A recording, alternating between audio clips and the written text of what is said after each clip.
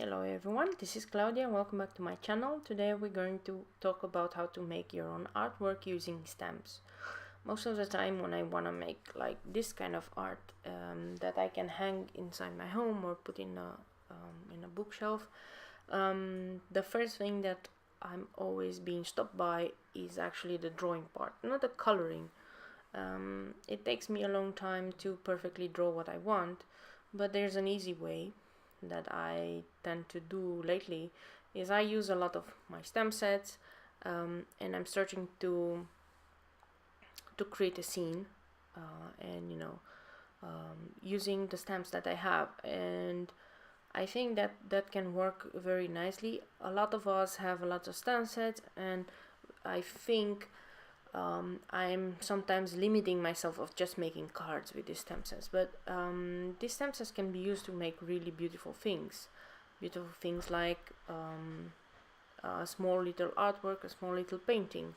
And I think a lot of us, there are multiple ways that we want to learn, and I actually want to learn more about coloring and watercoloring and less about the drawing part. And I think if I have a lot of stamp set that I can use, I think that gets easier.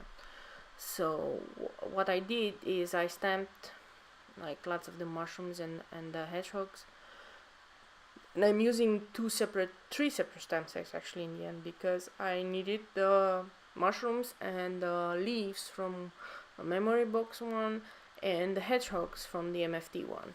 And you can mix and match, but for all of us, maybe we don't even have the time. At least I don't have the time. I work every day, well, 5 days a week. I don't have enough time to practice my drawing, and my drawing, in my opinion, is not so good. And I would rather, if I want to make some nice artwork, is to concentrate on my coloring and my watercoloring. So that's why I'm doing this, and I think for everybody kind of can be the same. Don't limit yourself to just making cards with the stamp sets, because it's not just about making cards. You can use them in a lot of ways. What I'm doing is I cut from masking tape all of the shapes, and actually multiple times. I had the mushrooms cut like 3 times and so on, and I'm just layering. I'm making a scene and things are behind each other, and there's something in the foreground, something in the background, and I'm using kind of all the hedgehogs, and it's kind of a cutesy scene. After I'm going to stamp everything, I'm going to go into coloring, and this time I chose to color using the zig markers. And of course, well, it's a very good idea to use the Z markers. They're really beautiful colors, really vibrant colors, but I had a problem with it, and once we start to do the coloring, I'm going to explain what happened, let's say, after 2 weeks of hanging this painting in my bookshelf, because I have sun in the room. It's the living room, so there's a lot of sun. Now, in terms of composition, I kind of played around a little bit with the masking tape before I started stamping, so I could arrange all of the things the way I wanted. So I already knew beforehand how everything will be. I didn't really use the rule of thirds, more like the focal point, because I wanted this to be like a scene somewhere in a forest. Underneath all the trees, there's some hedgehogs hiding underneath some mushrooms. So that's kind of it. And I kept building this. Now, I want to reuse this because it took me a long time to cut the masks out. Of course, if you have the dies, that goes much faster, but for me it took me quite a while to cut all the masks. And before I start coloring, I also have to fix a little bit of my stamping, because some of the things were quite the mask kind of prevented the stamping. So this is kind of the end coloring that I had. and I just use the Z clear markers. Because I use a 300-gram paper, it's a Canson paper, I don't really need to tape this one down. It's very heavy paper, so it's not going to warp that much. If you have more lightweight, you know, you can use tape to tape it down, but I really didn't need it. I really wanted to work on making things more shadowy, so I just put a tiny little bit of amount of the marker, and then I pick it up with a water brush. And the reason why I use the water brush is because it gives me a little bit more control on the water, and I don't have to constantly go in and dip. The problem with markers is that they get absorbed really fast into the paper, so if you use really regular watercolor brush that you have to make the motion of, you know, dipping, taking some water, dipping, by the time you reach out with your brush, the marker is already inside the paper, so you have to work really fast. You don't have time to wiggle. As always with these markers, I find it interesting that, for example, the red colors, the reds and the yellows, they blend beautifully and they work awesome. But when you go into the blues or, you know, gray, those colors, once you put them on the paper, they leave streaks and they just absorb faster. I'm not sure why that is. I had the same issue with you know, the markers from Tim Holtz. The blues and the grays are always harder to work on and they stain more than the reds and the yellows. Now, I was talking about the problem. As you can see here, the colors are really nice and vibrant. I mean, I can get a really awesome gradient here. And once I framed it, I made the mistake of not putting the usual watercolor glaze that I do. I have a spray that I can spray. It makes a very thin coat of plastic on top, and that kind of protects the watercolor. So, you know, I forgot to do this, and I just let it in the bookcase, and actually I had quite some sun, and after about 2 weeks, all this color that you see, all this red, it's funny that only the red disappeared.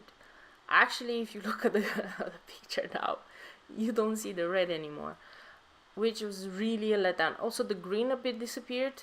The blues and the grays didn't. So again, maybe it's more pigmentation or not, but if you use these markers, please make sure that you put something to protect on top of it. Either you put the Ranger, like the glaze, that little waxy substance on top, or you buy a watercolor spray that you spray after it. Like, the light fastness of this is not so great. The colors are really vibrant at the beginning, so that's nice. They blend perfectly.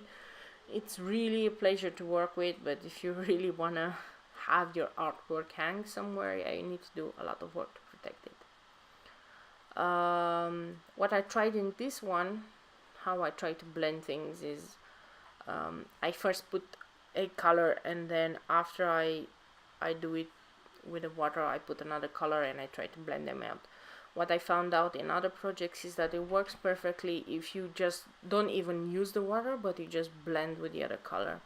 I think it even works faster. Now, the way to make this picture pop, and the way I did it, is actually what we're going to get into, is making the background. And the background, you know, needs to be very dark in the middle and very light on the outside. So you're going to see when I reach there how I make it, but now I'm just coloring in the little leaves. You can really see how this picture kind of tells of a story of a hedgehog family. They're somewhere in the forest, they're hiding, and they're like, hey, hello, how are you? I really love these hedgehogs. They're so funny, and they're so, I don't know, cheerful. I would say cheerful is the good word. And again, if you're trying to make this kind of artwork, you have trouble drawing, it's okay to use stamps. Like, it's for your own home, right? I mean, people will actually be quite surprised when they're going to see this, and um, you know, they're gonna like it and go like, oh wow, how did you do that? Did you actually draw those yourself? Yeah, you can lie a little bit or not. I tend to say, well, I use stamps and then I do the coloring. And that brings me to my other point, you know. A lot of people seems to be hung up on the fact that, okay, this is not really art. And well, actually, I do believe it is. I've been to lots of museums and I've seen what other people have made, and I think it's not even about the fact that you're using stamps or anything, but it's about the story that you're trying to convey and the meaning behind it, and the design elements. Um, and actually, what I'm trying here is not a drawing, but I'm trying more the coloring and the atmosphere. So I think it's okay. I think we're putting too much pressure on ourselves to make like the perfect arc and to draw everything, to make everything from scratch. But if you look like a lot of artists that are quite famous, okay, they're dead, so usually after you're dead you're famous, but a lot of these artists that sell now for like 80 million, 60 million euros, if you look at their artwork you go like, what, that's like art? And you know, they were a bit fearless and they were just trying things out, and I saw some pieces of artwork that is worth millions, that I'm thinking, wow, you know, they were just the first ones that were using like collage or scrapbooking or things like that, like what we do now. And it's amazing that they were also using maybe stamps and things like that. If you think about Escher, he was making his own stamps and he was just building with those stamps things like the illusion of infinity and so on. So if you're trying to learn and if you want to be crafty, like, don't think that you have to start from scratch. You have to start from learning how to draw to learning how to, like, it's perfectly okay to just say, hey, I actually want to practice my coloring. And then, you know, eventually learning how to draw takes a long time, takes a lot of practice. You have to practice basically every day. And I think learning how to color and do maybe watercoloring and stuff, it doesn't require like your everyday thing. I mean, you can also do it once a week, and I think within a year you'll be much better. I also like to color more because it teaches me a bit how to look at an object. When I look now at the clouds, I see the shadows, I see the different colors that make the clouds. I don't see the clouds just as white as I would see before them. I see all the shades of gray, all the shades of the colors, the shades of blue. I can see the differences in colors in the trees. I don't see that just the tree as green. And because I'm training my coloring, I am training to see the shadows and everything, right? If I would have to make the effort to also draw, I think that takes me more time, and I'm kind of a casual thing because, you know, my job is totally different from this. My job is a software engineer, and I don't have much time to do. It's okay if you're an artist and this is what you do for a living, then you have the time and the power to, you know, train every day and do everything at once. But for us, which are like the normal crafters, I would say, the people that just do this for fun, don't get discouraged if people say, well, that's not art, you know, that because you're using stamps, which is not true. I think you're training different skills and you're making a decision of where you're gonna spend your time. I made my decision on spending my time not on the drawing part, well, not as much on the drawing part, but more on the coloring part, because that's what I have my time.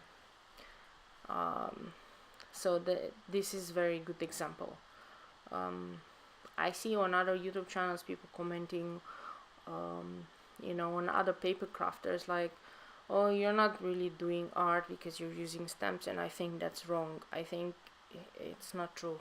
You are doing art, but you're just training different parts, like, of art.